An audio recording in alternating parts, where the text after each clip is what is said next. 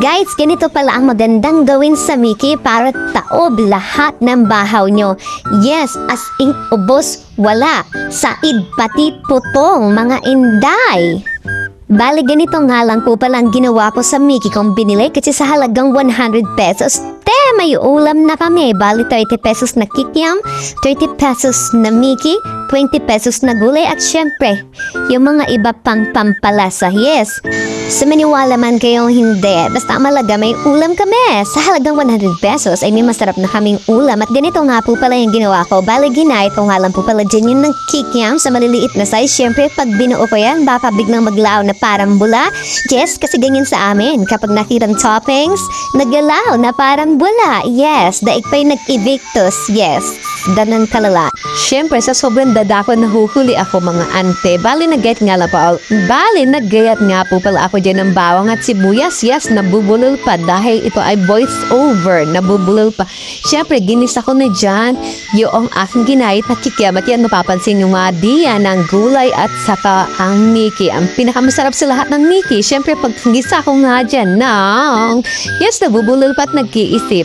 Pag gisa ko mapupulay dyan ng ito na, kikiyam. At syempre, inintay ko nga siyang maging golden, yes. Gonna be golden. Gonna be golden. At syempre, nung naging golden na siya, nilagay ko na syempre yung bawang at sibuyas. At syempre, kailangan paamuin ko to hanggang kaibutura ng puso mo. Hoy, walang ganon.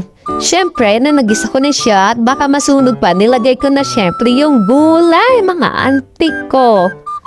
Yes, nilagay ko na. Kita niyo naman siguro. At syempre nilagyan ko ng toyo mo. Yes, kasi mas malakas yung toyo mo sa toyo ko eh. Hindi. Chareg. Syempre hinaluhalo ko yan. Pag hindi ko yan hinalo, paano na lang?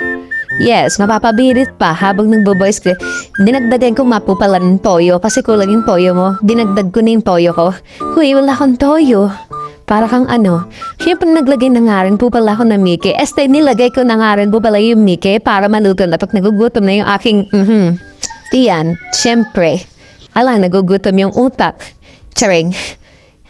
At siyempre mga api, hindi pa nga tapos tong aking ginagawa ay mukhang masarap na at alam kong natatakam kayo o kahit di masabihin, alam ko. At siyempre mga te, hindi ka naman makakarating hanggang dulo kung hindi mo naman gustong matutunan itong niluluto ko.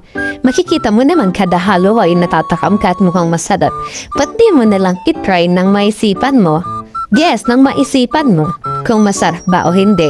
At syempre mga tinlagyan ko na nga po pala ng tubig ano. Ayan. At mukhang masarap. Syempre, hindi lang mukhang masarap. Napakasarap mga